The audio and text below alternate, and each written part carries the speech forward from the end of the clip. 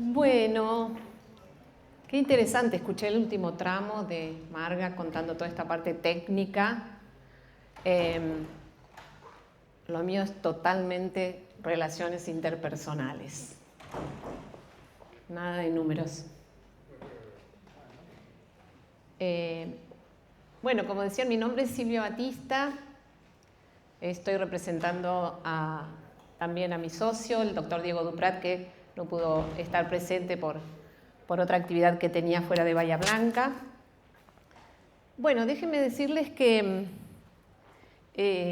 quiero agradecer a la familia Gentili. No sé si, además, ¿quiénes están? Hola, hola, ¿qué tal? ¿Cómo están? Solo hablamos telefónicamente. Les agradezco mucho que hayan incorporado esta temática en este congreso. Sé que algunos ya han tenido en algún otro congreso este tema, ¿es así? ¿Ya se han encontrado a hablar del tema de empresas de familia? Muy bien. Muy bien. Bueno, entonces les cuento un poco de mi trayectoria, de por qué estoy acompañando a familias empresarias en sus procesos de continuidad. En la práctica profesional, desde hace más de 30 años, me dedicaba al asesoramiento de riesgo societario y también de gestión estratégica del patrimonio. Eso me permitió conocerlas, encontrarlas a las empresas familiares. Hace más de 20 años se hablaba muy poco de empresas familiares y en alguna oportunidad fui a una charla y escuché y encontré allí el verdadero sentido de lo que me gusta hacer, porque las empresas familiares apasionan. Entonces, conocerlas desde adentro me permitió conocer su fuerza, su potencialidad, sus singularidades y sobre todo el gran desafío que significa la continuidad. Entonces, para interactuar un poco más y conocernos, voy a pedir si pueden levantar su mano quienes sean miembros de una familia empresaria. Hijos, padres, hermanos. Miembros de una familia empresaria. Una familia que tiene empresas. Muy bien, muchas gracias. Y voy a preguntarle a alguno de los que levantaron la mano por aquí. ¿Tu nombre? Rafael. Rafael, ¿y sos el padre de familia? El segundo, fue mi padre antes, ahora y mi hija viene después. Muy bien, quiere decir que hay 3 generaciones. 3 generaciones. Involucradas con la familia y con la empresa. Muy bien. Y también hay miembros no familiares que trabajan en empresas familiares. ¿Pueden levantar la mano?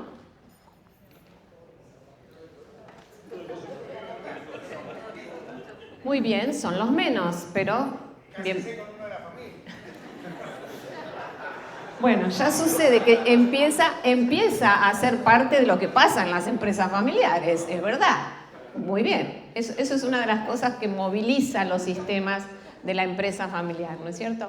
Entonces, bueno, poder entre todos, por sobre todas las cosas, les cuento que a nivel académico hay tantas definiciones de empresa familiar como académicos han escrito sobre la empresa familiar, ¿sí? Es una de las problemáticas para conocerlas desde el punto de vista estadístico, desde el punto de vista de poder considerar mejoras o aportarles algunas estrategias, porque muchas veces las empresas familiares ni siquiera saben que son empresas familiares, ¿sí? El concepto a veces no es tan claro. Entonces, voy a volver a preguntarles, les voy a pedir que hablen alto porque no vamos a mover el micrófono. ¿Por qué creen ustedes que son parte de una empresa familiar? ¿Qué hace que una empresa sea familiar?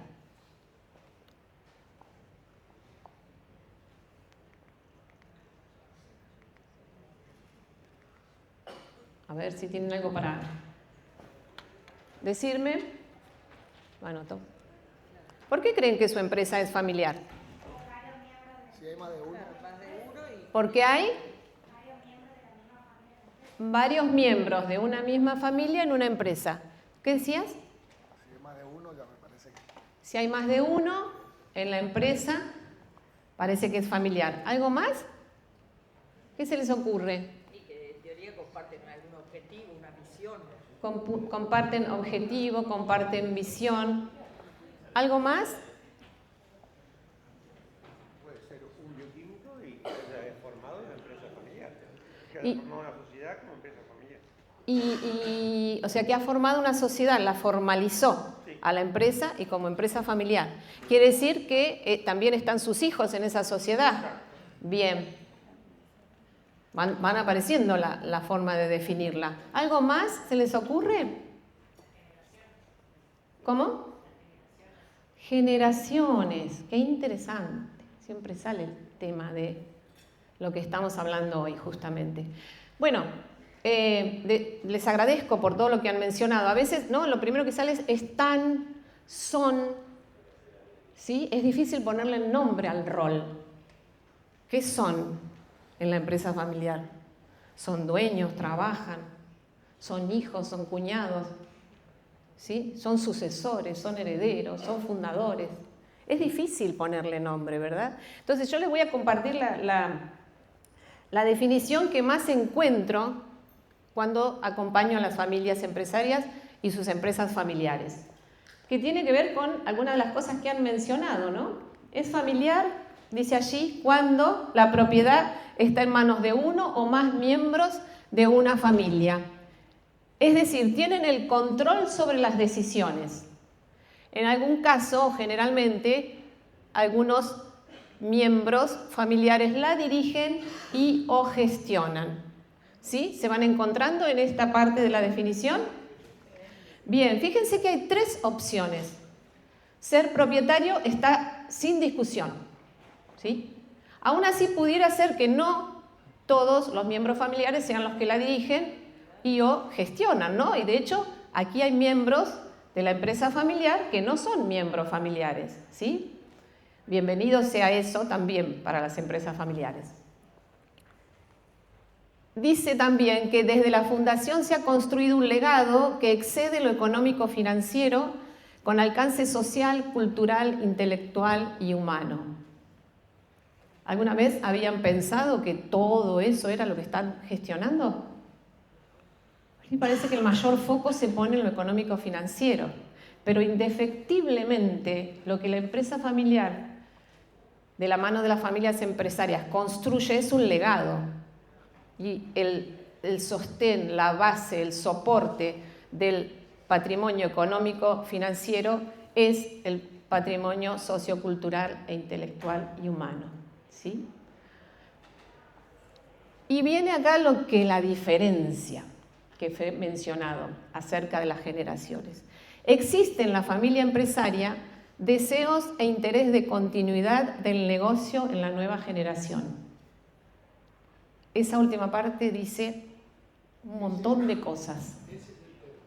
Ese es el tema, justamente. Eso es lo que hace la diferencia a una empresa familiar. El deseo de continuidad. Fíjense que habla no solo de la familia interesada en que suceda, sino en que la nueva generación también esté interesada en que suceda. ¿Sí? Entonces estamos hablando totalmente de las relaciones interpersonales. Y no solo relaciones interpersonales, sino intergeneracionales. Y en la empresa familiar también es intrageneracionales, ¿sí? Entre hermanos, entre primos, ¿sí? Entonces, los felicito por el desafío que toman de llevar adelante sus empresas con sus familias, ¿sí? Es un gran desafío. Es un gran desafío, por lo cual, indefectiblemente, cuando hablamos de continuidad, hablamos de largo plazo, ¿sí? Hablamos de largo plazo. O habrían pensado algunos que sus empresas familiares iban a durar 30, 40, 50, 70 años. Si miramos para atrás, pasó todo eso. Pero la realidad es que también puede suceder para adelante. ¿Sí? ¿Y qué les parece que habría que hacer si hay un horizonte de largo plazo? ¿Qué acostumbran a hacer ustedes con las cosas del negocio? Bueno, él nombra una herramienta, el protocolo familiar, pero ¿qué habría que hacer conceptualmente? La escuché a Margarita que mencionaba en su tarea que nos mostraba, hablaba de estrategias para tomar las mejores decisiones, ¿no es cierto? Bueno, en lo relacionado con la familia y la empresa, también es necesario planificar estratégicamente la continuidad. Claro, porque ese proceso de continuidad indefectiblemente trae aparejado una transición generacional, ¿sí? Seguramente si han estado en alguna otra charla o curso o lo que sea, habrán escuchado esa estadística tan mortal que dice que las empresas familiares no perduran de generación en generación, solo un 30% sobrevive a partir de a la segunda generación y menos del 10% la tercera, ¿no? Pero creo que acá ya hay algunos ejemplos que van contra las estadísticas, por lo que escuché, y conozco también a la familia Gentili. Entonces, es posible que sea posible. La realidad es que hablar sobre la continuidad, ¿no? Un poco la idea era hablar sobre esto, sobre el legado construido y sobre el futuro. Y es un tema serio de la continuidad, es un tema que requiere, decíamos, planificación. ¿Qué les parece que habría que planificar pensando en la continuidad? Yo preguntaría primero si todos los integrantes que están dentro de la familia están, porque el negocio no vale la pena dejarlo, porque esa es una primera cosa, y no lo dejo, pero no estoy del todo convencido de estar adentro, porque me encorseta en mis gustos, sobre todo en las transiciones generacionales. Qué interesante. Bueno, a ver si lo puedes repetir y si no voy a tratar de repetirlo yo. Pero dijiste cosas muy interesantes, no quiero decir algo que no es como lo dijiste. A ver, escuchen lo que dice Margarita. Yo decía que muchas veces uno en las empresas dice, pero ¿cómo te vas a perder esta gallina de los huevos de oro? Tenés que estar dentro de la empresa, pero a lo mejor el que está se queda porque la empresa vale la pena quedarse, pero no estoy tan convencido de pertenecer culturalmente a ese legado de la empresa. A lo mejor yo quería hacer otra cosa, no estar encorsetado dentro de esa empresa familiar. Y ahí a mí me parece que aparecen rispideces, pero habría que planificar, bueno, quién quiere realmente seguir y esa gente formarse. Y también para mí tener experiencias en otras empresas para después desembarcar en la empresa propia. Muy bien, Una Margarita. cosa es ser propietario y otra cosa es ser, Gracias, Margarita. ser directivo o ejecutor. Exactamente, menciona que una cosa es ser propietario, otra cosa es ser directivo, otra cosa es ser quien gestiona la empresa, ¿sí? Y eso está muy bien. Y tomando de estas primeras preguntas que surgen, entendemos que lo principal va a ser establecer los espacios de comunicación, ¿sí? Establecer una comunicación fluida, una comunicación transparente, los espacios para poder decir, ¿sí? Entonces, esa es una de las primeras condiciones, poder encontrar los espacios y los momentos para decir. Estas son preguntas que se las dejo para que se las lleven ustedes, después las piensan, ¿no? La idea era buscar un poco a ver qué tenemos para reflexionar, ¿sí? Entonces, a los padres, ¿qué legado sueñan dejar a las próximas generaciones? Y a los hijos, ¿qué les entusiasma y qué les preocupa de recibir el legado? Porque también, déjenme decirles que las nuevas generaciones se preocupan de lo que significa recibir el legado y no me preguntaron si quería estar o no quería estar.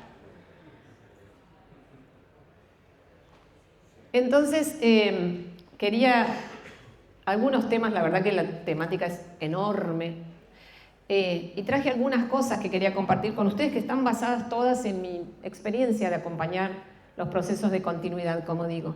Y está esta doble cara de la empresa familiar que habla, como decíamos, ¿no? De que la continuidad no es un suceso, sino que es un proceso para el cual nos podemos preparar. Es decir, está en el camino. No hay chance de que si quiero que continúe no pueda advertir que hay cosas que voy a tener que hacer, ¿sí? Entonces, es un proceso estratégico que requiere planificación. Desde ya, que sí es verdad, la continuidad muchas veces, si no se planificó nada, es un suceso, ¿sí? Porque ante la muerte de un propietario se produce un nuevo escenario, ¿sí? Entonces la idea es que podamos advertir que el camino es fácil y por lo pronto fácil reconocerlo para poder prepararse. Cuando hablábamos de algunos aspectos de esa doble cara, hablábamos de la fortaleza del legado, ¿no? Y mencionaba, Margarita, la cultura familiar, ¿sí? Que es la base, es lo que une todo lo que ese legado contiene. La cultura familiar es la identidad individual de cada miembro familiar que hace a una identidad familiar y que de alguna manera no es ni más ni menos lo que dice cómo los ven o dice cómo ustedes quieren ser vistos, ¿sí? Otra fortaleza del legado es el orgullo de pertenecer. No hay posibilidad, no he escuchado nunca a ningún miembro familiar no decir cuando le pregunto qué sentimiento le provoca pertenecer a la empresa familiar, y la palabra es orgullo. Miren, cuando se hace esa nube de palabras, es la que más sale. Entonces, el orgullo de pertenecer es una fortaleza enorme en la empresa familiar y su posibilidad de continuidad. Los valores fundacionales, los valores que las generaciones van incorporando, la nueva generación va incorporando también valores, va ayornando valores, y eso es otra de las fortalezas. La reputación de la familia, ¿no? Hay algunos estudios que indican, no de Argentina, porque lamentablemente no hay muchas posibilidades de evaluar o de investigar, no hay políticas públicas para eso en cuanto a las empresas familiares, todo se hace muy a pulmón. Pero en Europa las empresas familiares, más del 50% está relacionado el grupo empresario con el apellido de la familia, ¿sí? Y a veces en localidades más pequeñas, por ahí como puede ser la nuestra, de otras grandes urbes, las empresas familiares tienen una razón social, pero todos conocemos el apellido y entonces nos manejamos por los esto, los otro, aunque la empresa tenga otro nombre, ¿verdad? Por lo cual está totalmente asociado con la reputación, con el apellido y la familia. La marca, ¿no? La marca, que es, como decimos también, la identidad que tiene como base todos estos, toda esta historia, esfuerzo, conocimientos, experiencias, vínculos, esa marca que comunican, sin duda que también es reconocida desde estos aspectos como una fortaleza. ¿Qué pasa? Todas esas fortalezas, hay un momento en el cual no le sirven a la empresa familiar si no ha podido avanzar en planificar otros temas que realmente la dejan en estado vulnerable, ¿sí? Entonces, la doble cara es esa, el deseo de continuidad, toda la potencialidad que tiene de continuar, pero no se planifica. En el año 2005 hice una investigación con 50 empresarios familiares sobre su deseo de continuidad en la siguiente generación de su empresa, y el 90% me dijo que sí tenía deseos de que la empresa continúe. Cuando le preguntaba yo si estaba planificada esa continuidad, la respuesta era en un 100% no. Pero no porque no quisieran, hubieran decidido que no, sino porque no se advierte que hay que ocuparse de eso, ¿sí? Pasamos más porque sean preocupaciones de ambas generaciones, ¿no? Un poco traigo lo que decía Margarita, varios temas que surgen así, rápidamente surgen temas que preocupan, pero cuesta ocuparse, ¿sí? Entonces, muchas veces ese riesgo impacta por la falta de claridad en los roles, como decíamos, ¿no? Y bueno, ¿es propietario o no es propietario? Pero ¿trabaja o está porque es hijo de la familia, hija de la familia? ¿Desde qué rol me está diciendo algo mi hermano o mi hermana o mi papá? ¿Sí? ¿Desde qué rol? Fue difícil ponerle el nombre ustedes mismos a los roles, estar en la empresa. La ausencia de un propósito compartido, ¿no? La visión compartida. Indefectiblemente, si cada uno de los miembros familiares tiene una visión del negocio propia, eso cada uno va a estar tirando para distinto lado, ¿no? Y a veces, entonces, como decimos, lo que sería necesario es encontrar o generar los espacios para comunicar el propósito de cada uno y si tiene que ver con el propósito de la empresa. Bueno, el punto de los conflictos, ¿no? Ustedes saben que el conflicto no es algo malo en sí mismo, de hecho es algo propio de la naturaleza humana. Entrar en conflicto nos hace mejorar, evolucionar. La dificultad es no conocer las herramientas para prevenir un conflicto que pudiera afectar a las personas, para gestionarlo en caso de que ya haya comenzado, o herramientas para resolver conflictos cuando ya no hay muchas posibilidades de volver para atrás. Entonces, lo importante de los conflictos no sería que nos van a afectar, sino que tenemos que tener las herramientas para poder llevarlos a que sean lo que verdaderamente son, oportunidades de mejora, oportunidades de evolución. Como decimos, todo esto puede afectar la pérdida de la continuidad, es decir, esta contraposición de todas esas empresas que no forman parte del 30% que trasciende a la siguiente generación, de la primera a la segunda, o en alto grado mayor a la tercera, tiene que ver con que posiblemente no hayan advertido alguna de estas cuestiones, algunas de estas herramientas, la planificación, y considerar estas situaciones que las pueden debilitar. Entonces, volvemos al punto de la voluntad compartida y visión compartida. Por eso les decía que todo esto tiene que ver con las relaciones interpersonales, sí o sí. Porque también podemos decir que la empresa familiar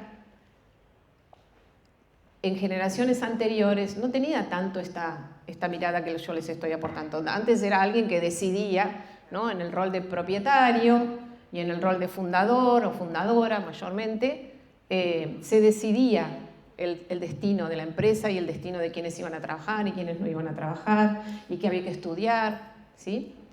Entonces estamos en un proceso mucho más abierto para que eso pueda ser clarificado, pero todavía no hay una práctica real de cómo hacerlo.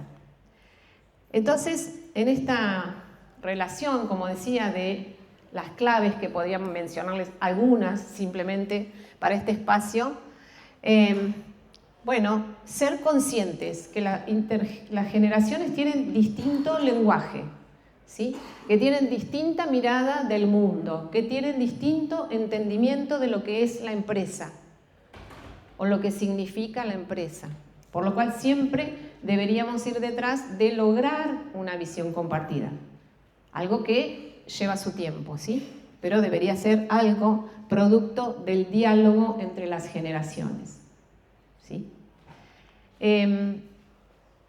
Otro tema que de alguna manera sucede en este paso de una generación a otra, obviamente, ¿no?, impacta, es el tema de los roles que van cambiando, para lo cual también muchas veces no se está preparado, ¿no? Entonces, en el caso de los padres o la generación fundadora o los líderes actuales, como decimos, mayormente han tenido este rol absoluto de ser propietarios, dirigir, gestionar el día a día, pero llega un momento en que hay como que dejar lugar para que los demás también puedan ir haciendo su propio desarrollo.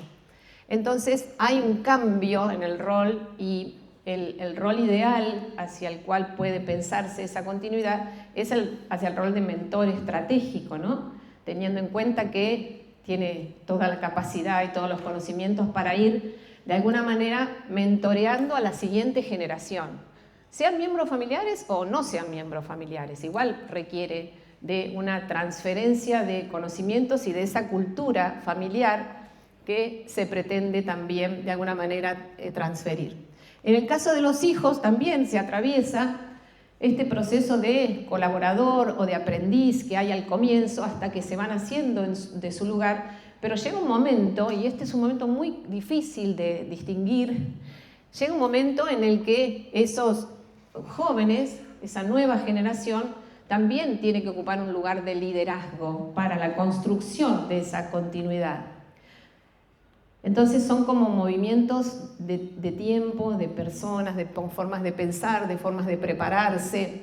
Para estos cambios hay que prepararse.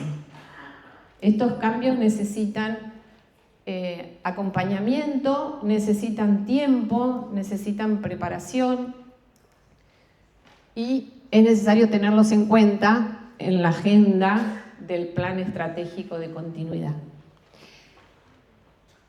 Como herramientas prácticas, bueno, menciono algunos que posiblemente muchos de ustedes conocen, pero estos órganos de gobierno específicos, como son el Consejo de Familia propio de la familia empresaria, es el lugar por excelencia, digamos, de abordar los temas que tienen que ver con la continuidad.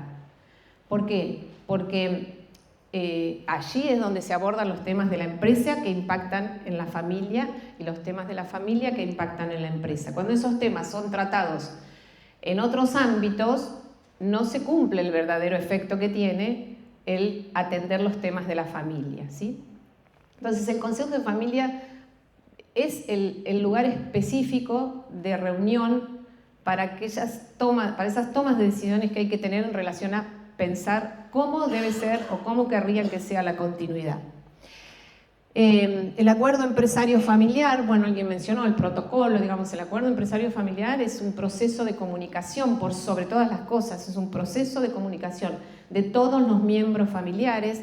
Generalmente quienes son los socios y socias son los que definen algunos puntos de ese protocolo, pero luego se pone en conocimiento de toda la familia porque esa sería la carta de ingreso, digamos, ¿no? O sea, esto es lo que acordamos y sería parte de lo que hay que cumplir, de lo que hay que respetar, porque son reglas, son normas relacionadas con muchos aspectos. Los protocolos, al igual que el Consejo de Familia, depende del tamaño de la empresa, de la complejidad, de la familia, de la complejidad de la empresa, de la complejidad de la familia, si son muchos miembros familiares, si son pocos, son órganos de gobernanza que difieren y se adaptan a la cultura familiar o a lo que la familia necesita, si no hay un manual para eso. Bueno, agendas de reuniones, ¿no? Es decir, seguramente ustedes tienen reuniones de gestión, reuniones de dirección, la asamblea de socios, que también tiene su rol importante. Hay que generar un espacio de comunicación para los temas de familia y empresa, con la misma rigurosidad que tienen para otros temas, ¿no es cierto? O sea, hay que ponerle una periodicidad, hay que ponerle una agenda, hay que tener reglas de funcionamiento, ¿sí? Dejar de que los temas de la familia en la empresa se hablen en ámbitos como puede ser solo el lugar de la casa o en espacios que no son los más convenientes, donde finalmente no se van a tomar decisiones. Todo queda, o sea, algo recurrente en las frases que me toca escuchar es, sí, de eso ya hablamos un montón de veces, pero no sé qué pasó con eso. De ese tema no se decidió nada, ¿no? Entonces es como que los temas van quedando y luego se transforman en un conflicto difícil de gestionar. Cuando hablo de espacios de innovación y aprendizaje compartido, son de las acciones más nutritivas de la empresa familiar entre las generaciones, ¿sí? Los espacios de repente que puede haber en una mesa específica de socios o de propietarios y de futuros propietarios, porque también está esa situación de no saber cuándo voy a ser propietario. Será cuando se decida o cuando suceda, pero hay un aprendizaje, porque no sé si alguno lo habrá experimentado, pero ser socio de un día para otro es una situación muy cruenta, ¿sí? Porque alguien no sabe ni qué significa ser el propietario, mucho peor si es un familiar que no trabajaba en la empresa, ni siquiera conoce lo que pasa dentro de la empresa. Entonces hay que prepararse para eso y hay todo un proceso y un tiempo y una agenda para poder hacerlo, ¿sí? Otros espacios de reuniones que sirven para esta instancia son los comités específicos de las nuevas generaciones, ¿no? Es una práctica que es favorable para la continuidad, ¿sí? Para aquellas empresas que que llevar adelante una dirección funcional, bueno, de repente hacer un comité especial donde los jóvenes puedan traer proyectos, puedan al contrario ocuparse de algunos temas que necesita ese directorio resolver y de alguna manera van mirando la empresa desde otro lugar, no solo desde el hacer, ¿sí?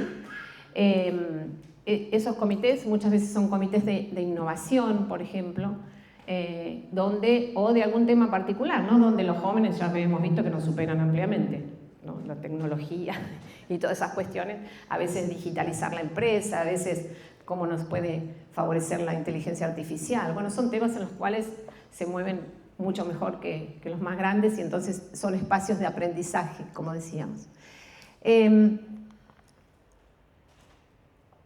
Por último, esta parte que tiene que ver de la herencia a la continuidad, ¿no? Y como decía, obviamente que la continuidad per se indicaría que los miembros de la familia, todos, si alguien no hizo una planificación sucesoria, todos sabemos que todo nuestro patrimonio es en partes iguales para todos nuestros hijos. A medida que las familias van creciendo en generaciones, la complejidad familiar de la que les hablaba indica que hay más miembros familiares, más futuros socios, por lo cual esa dispersión accionaria que se produce va en contra de la construcción de una visión compartida, ¿sí? Cuando es algo que aparece de buenas a primeras. Entonces, pensar que la herencia resolverá todo es una gran mentira, digamos, ¿no? O sea, hay un abismo entre ser un heredero y ser parte del proceso de continuidad del proyecto empresario familiar. Entonces, surge en todo proceso de continuidad, cuando trabajamos con las empresas, con las familias empresarias y empezamos a ahondar en lo que son los valores, como decimos, la identidad familiar, la cultura familiar, y vi a varios de ustedes asentir respecto de que lo que dice la definición también, ¿no es cierto?, que excede el patrimonio económico financiero y está todo este otro bagaje que es, sin lugar a dudas, la base del patrimonio económico financiero. Porque si pensamos que es, como decíamos, un acto sucesorio, la herencia, muy distinto es que sea un proceso de planificación, es un proyecto vivo, es un proyecto participativo, reúne todas estas otras cuestiones que venimos diciendo, tiene vida propia realmente pensar la continuidad. Y acá les dejo un detalle de todas estas cuestiones que venimos hablando y fíjense, ¿no? Todo tiene más importancia o más espacio lo intangible que lo tangible, ¿sí? Cuando hablamos del capital cultural y social, hablamos de los valores compartidos, de las tradiciones tan típicas, ¿no? Supongo que en las familias de ustedes será, y un bioquímico siempre habrá en nuestra familia. ¿Es así? Se empieza a poner nublado el tema si ninguno estudió bioquímica. Tambalea el proyecto de continuidad. Bueno, es importante, ¿no? Son como tradiciones que a la larga también van llevando y se llevan la sangre. El nombre y la reputación, como decíamos, redes de vínculos sociales que se van construyendo, comunicación efectiva, diálogo intergeneracional. Déjenme decir que en esta parte, cuando empezamos a trabajar y entonces cada miembro de la familia construye en conjunto la historia desde su propia memoria. Algo que aprendí en este trabajo que hago, hacemos un taller de recuerdos con las familias y bueno, eso, escribir la historia, es ni más ni menos que la suma de las memorias de todos los miembros de la familia. Y hay historias muy interesantes de cómo los jóvenes, cuando niños, ya fueron haciéndose una idea de lo que era la empresa familiar, ¿no es cierto?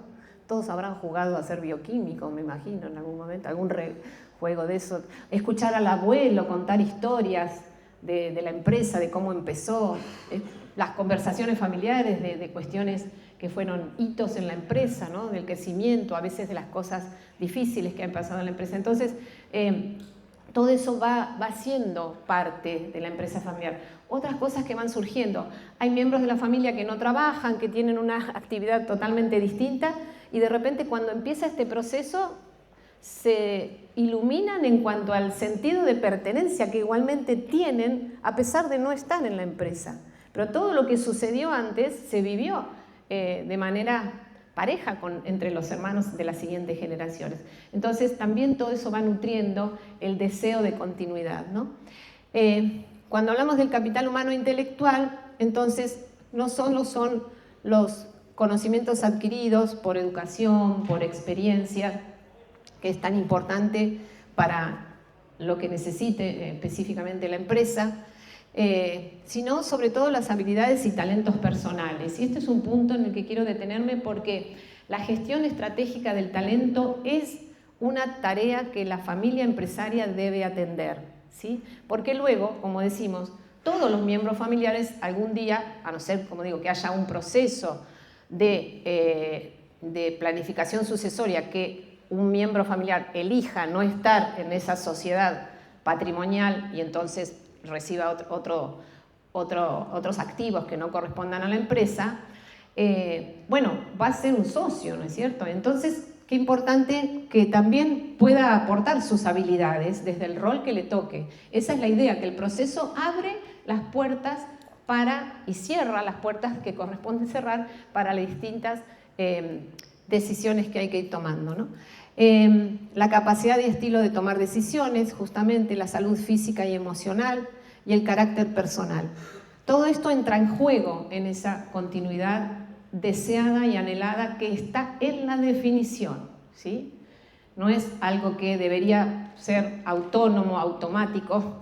No, la continuidad debería ser un proyecto que ustedes elijan para que sea algo que realmente tenga éxito. Entonces, decirles que frases hay muchas, la verdad que, como digo, la empresa familiar inspira,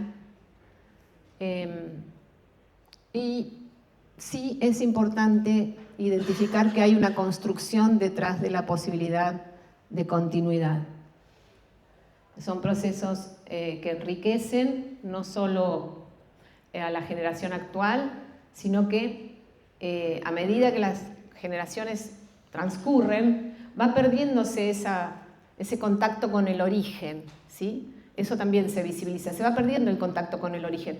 Ya no sucede que los miembros de la tercera generación tan fácilmente vieron cuando empezó la empresa o pudieron conocer ese lugar pequeño de inicio, y todo eso como se va, no transcurre a lo largo del ADN que ustedes tanto conocen, sino que hay que ponerlo en palabras, ¿sí?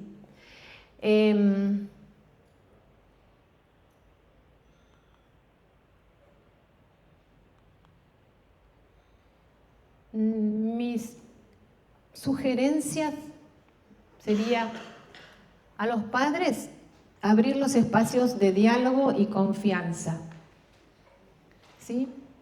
A veces se habla, ¿no es cierto? No, pero nosotros hablamos todo, pero también hay un proceso de escucha que incluye la comunicación, ¿sí? En ese proceso de escucha es necesario despojarse de lo que uno tiene en su interior para poder realmente entender de qué me está hablando mi hijo, o al revés, mi padre, ¿no? Entonces esa escucha debe tener una forma de practicarse, ¿no? Típicamente, como lo hacemos todos en nuestras familias, también me pasa a mí, uno trata de hablar antes de que el otro termine de hablar, porque quiere ya devolverle una respuesta. Por eso a la larga, cuando se habla de confianza, habla de eso. Hay veces que las emociones son que no es desconfianza, sino como que no hay confianza para poder terminar de decir lo que cada uno quiere decir. Y entonces es, bueno, ya no hablo más de ese tema con mi hermano porque al final ni nos escuchamos, ¿sí? Entonces, reconstruir esos espacios es necesario. A los hijos, bueno, abrazar la oportunidad de proyectar la continuidad y no solo de heredar, ¿sí? La empresa familiar es tan humana como cada uno de ustedes, ¿sí? Y entonces también necesita un espacio de tranquilidad y de poder pensar si el futuro que eligen es un futuro juntos o no, a veces. Que no sea juntos también favorece a la empresa y a la familia, ¿sí? Y eso puede funcionar. Bueno, hasta acá, más que nada quería ver si podíamos entablar un diálogo al respecto de estos temas que compartí con ustedes. No sé si ¿dónde estaba Pablo? Lo perdí, ¿viste?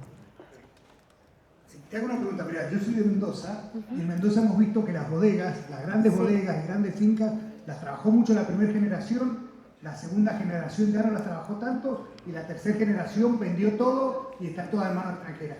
Depende por ahí de la cantidad de dinero que haya, de la situación laboral, de la parte cultural. ¿Cuál sería el hecho de que algunas empresas, por ejemplo, a cambio químico, uno ve que los laboratorios siguen, continúan, ¿no? Pero en la parte de Mendoza, que dependía de las bodegas, ya hoy en día no hay ninguna bodega en poder de la tercera generación. Bueno, mencionás un sector que es el casi, diría en Argentina, de los exclusivos que ha tenido esa posibilidad de ser vendido al exterior. Hubo una década en la cual eso sucedió. Entiendo que por cuestiones del negocio en sí, ¿no? Que necesitaba quizás mayor inversión y no era posible hacerlo, y sí era una posibilidad para los extranjeros, ¿no? A la vez, digamos, hay algunos casos en la industria vitivinícola que permanecen, ¿no es cierto? No quiero nombrar porque no voy a hacer publicidad a nadie, pero los hay. Y justamente digamos, la continuidad que conozco de esas familias es porque han abierto la puerta a la innovación que traen los jóvenes, pero conjugado con la experiencia, con la expertise, el soporte, el capital a veces que hay que invertir para esas inversiones, en vez de dársela a un extranjero, proponerse también la familia, pensar en fondos, o que a veces sucede eso, ¿no? Se van resguardando fondos para proyectos de la propia familia que inclusive no sean en el mismo sector en el que se mueven, ¿no? En el sector económico que se mueven. Pero no habría tiene eso más que ver, a mi modo de ver, con una situación puntual que pasó con la industria vitivinícola. Sí. Y Silvia, te quiero hacer una consideración acá. Sí. Hola. Perdón. Cuando empezamos a definir los temas para la reunión y hablamos, sí. Yo recuerdo haber hecho un recuento así visual, porque nos conocemos todos tanto acá, que yo saqué la cuenta que la mitad más o menos de los laboratorios tenían dentro de la familia hijos ya en segunda, tercera generación, y el otro 50 no. Entonces yo cuando imagino un legado, que algún profesional de acá presente, directorio, dueño del laboratorio, el deseo de que esa empresa continúe, que puede ser que tenga familia bioquímica o no, y hay formas alternativas que si no tienen hijos, no tienen descendencia, el cambio de sociedades o de participación, hay otros mecanismos, porque hoy yo te escuché todo el tiempo que estuvimos con vos, dedicándonos solo a los laboratorios que tienen descendencia bioquímica. Y acá hay empresas grandes que también podrían desear tener un legado más allá de los hijos, que no sean los hijos. ¿Sí? Así que me parece que puede ser Te entiendo. un tema para desarrollar más adelante. Imaginemos que ni mis hijos ni los hijos de mi hermano quisieran seguir con la empresa, pero el deseo de mi hermano y mío podría ser que continúe.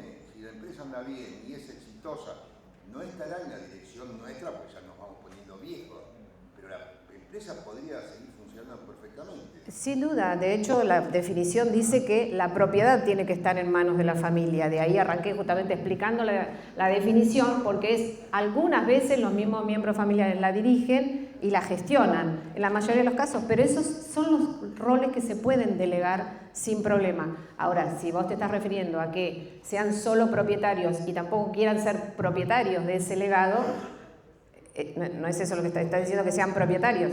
Propietarios sí. Sí, claro, no, eso es una empresa familiar, sin lugar a dudas. Porque lo que estamos diciendo es que profesionaliza, ¿sí? Porque delega los roles de dirección y de gestión o del laboratorio, digamos. Claramente no estamos hablando de la propiedad. Y todo esto tiene que ver con ser propietarios, no con trabajar, ¿sí? Todo este trabajo es un trabajo que se hace justamente en esos procesos de mirar la continuidad y decir, nosotros no tenemos sucesores que vayan a ocupar puestos en nuestra empresa, pues dentro de ese plan de acción está buscar el perfil ideal para ese tipo de sociedad. También, déjame decir que hay momentos, por ejemplo, de casos donde familias de 2 hermanos o 3 hermanos y uno de esos hermanos en la etapa de retiro, digamos, de la actividad, a veces es que nunca trabajó o que trabajó, pero se da vuelta y dice, ninguno de mis hijos quiere tomar esto. Y ese es un momento de separación de empresas familiares, ¿sí? Sí. También son parte, no me explayé mucho en el protocolo porque es un tema muy amplio, pero también en ese acuerdo familiar se menciona como parte de la planificación cómo será la salida de la sociedad de algún miembro familiar, ¿sí? Que elige, que considera que eso no es algo que ya tenga interés, ¿sí? En algunos procesos que acompaño, varias veces ha sucedido que empezamos el proceso y entonces empieza a visibilizar que no hay interés de continuidad y también hay que decidir algo, ¿no? También me ha pasado de alguna empresa familiar que atendí donde uno de los socios solo era un socio que había puesto plata al principio, la empresa tenía más de 30 años y bueno, se dio cuenta, ninguno de sus hijos trabajaba en la empresa y dijo, bueno, la verdad que voy a vender mi parte.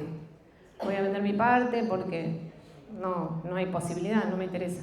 La cuestión que empezó a ver de vender su parte, que era posible, pero no encontró nada en lo cual invertir ese dinero que fuera mejor que dejarlo en la empresa familiar, ¿sí? Que creo que es ese caso que estás mencionando. Siempre puede ser la mejor alternativa estar ahí. Bueno, y finalmente orquestó todo para seguir siendo el socio capitalista, podríamos decir, que era. Pero de nuevo, ¿sí? Lo que define, lo único distintivo es la propiedad, ¿sí? Y el deseo de continuidad. Sí.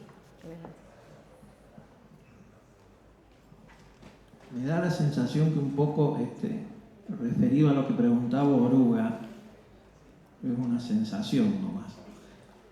Esto de que por ahí, por X circunstancias, no puedan o no quieran la nueva generación darle continuidad porque no estudió, porque lo que sea. No le interesa. Yo creo que la gran diferencia es, vos mencionaste por ahí esta transición hacia el mentor estratégico. Entonces, ese mentor estratégico puede profesionalizar, pero sigue siendo el mentor estratégico que conoce de la actividad. Cuando ese mentor estratégico ya no está y solo queda profesionalizado, sus hijos o la nueva generación, como no estudiaron, no se capacitaron y no conocen la actividad, es como que esa empresa va a carecer de ese mentor estratégico que puede haber ahí es más que importante en el desarrollo y en la evolución de la empresa, ¿no? Entiendo que estás diciendo que se perdería ese valor que puede aportar al no haber alguien de la familia específicamente. Porque puede no ser de la familia. Ese de la familia no tiene la capacidad de estudiar. No, pero siempre puede haber externos, digamos, que puedan ser mentores. Siempre puede haber, así como pueden ser miembros familiares, mentores de no familiares, siempre está el que puede no ser familiar y ser un mentor de miembros familiares. Eso pasa actualmente en algunas empresas con las que trabajo. El mentor no es un familiar, sino que es un no familiar que trabaja hace mucho en la empresa, a veces está desde la fundación, y sí es el mentor es más, a veces se recomienda que no el propio padre sea el mentor de su hijo, sino que sea un tercero, ¿sí? Genera una mejor empatía. Yo justo por ahí para contestarle, Osvaldo, una empresa familiar, por ejemplo, que siempre me llamó la atención es Georgalos. Georgalos es una quinta generación y de la quinta generación ninguno trabaja en empresas, salvo una de las personas, creo que es una encargada de comunicación, es la única que trabaja. Los demás son directorios, forman un directorio donde hay, supongo que debe ser bisnieto o tataranieto, si te descuidas, ¿no? Conozco a la familia Georgalos porque, porque desde el Instituto Argentino de Empresa Familiar se premia a distintas categorías de empresas y ellas, en realidad todas las que están son mujeres de la familia. Está, hasta las que yo conocí, está la abuela, la hija y las hijas, las nietas de esa abuela, pero antes estaba el padre de esa mujer. Ellas, alguna está trabajando y las demás están en el directorio. Algunas de ellas están en el directorio, pero no trabajan. De hecho, sí. Tiene un CEO. Sí. Aparte creo que lo consideran como una parte de la familia porque tiene como 30 años. También, digamos, yo creo que esto, por lo que habíamos conversado en su momento con Oruga, es un sector en el cual esto es viable, ¿no? No en todos los sectores de las empresas familiares es viable poder, porque justamente en este rubro que ustedes están hace falta gente especializada, digamos, ¿no? Hay otros rubros, puedo contar un montón de casos de odontóloga siendo gerente de compras de 9 estaciones de servicio, violinista de crucero que es administrativo en la fábrica de muebles de los padres. O sea, distintas circunstancias de la vida hacen que alguien esté en un lugar para el cual no se preparó, igual eso puede funcionar. Por eso digo que es tan particular las empresas familiares. Pero este es un rubro que es muy técnico y claramente requiere de profesionales con experiencia, con trayectoria, y eso es parte de lo que... Porque tampoco debe ser tan fácil encontrarlos, entonces claramente es parte de lo que hay que planificar. A ver...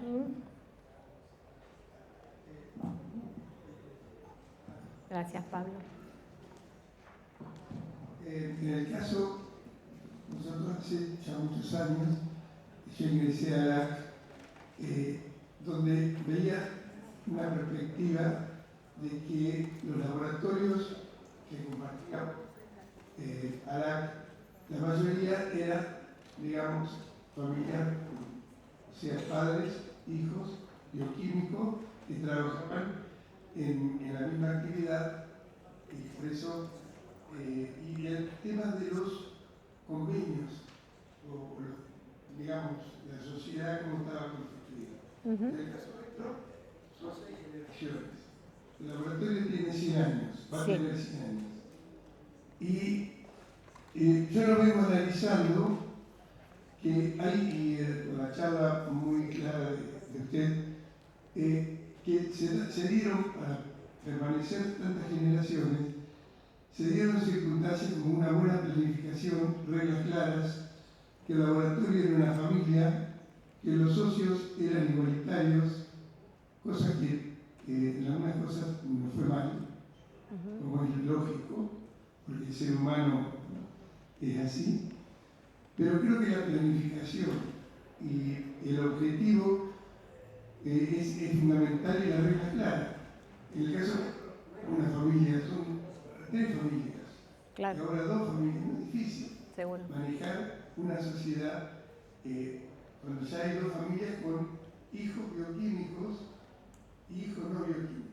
Y otra cosa, no sé si desordenadamente se la estoy planteando, es, digamos, separar en la familia los que tienen interés en el laboratorio y los que no.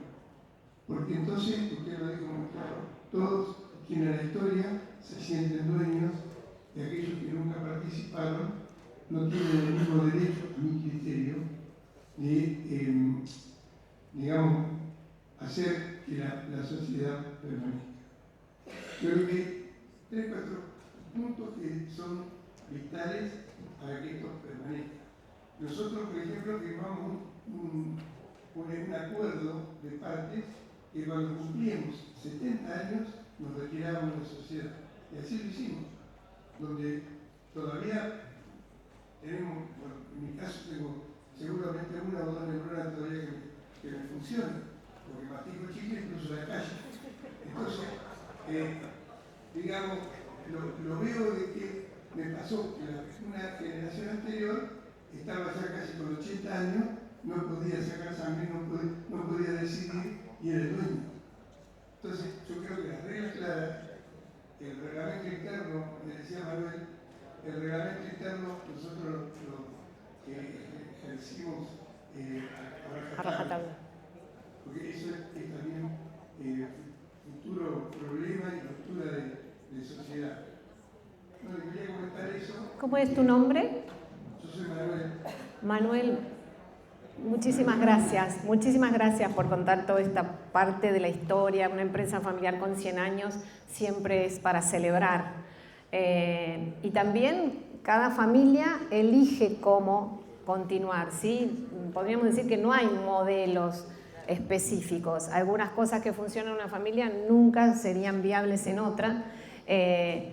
Siempre las reglas claras, desde ya que es fundamental. A veces es difícil construir esas reglas claras, ¿sí? Es difícil ponerse de acuerdo en esas reglas claras. Todas estas aportes que compartí con ustedes, vuelvo a decirlo, tiene que ver con que sean miembros de la familia, no tanto que trabajen o no. Todo miembro de la familia en algún momento puede ser un propietario y entonces tiene que estar advertido de que todo esto puede pasar y hay que atenderlo, ¿sí? Bueno, ¿alguna otra pregunta? Muchas gracias. Llegamos al tiempo. Bien, qué bueno.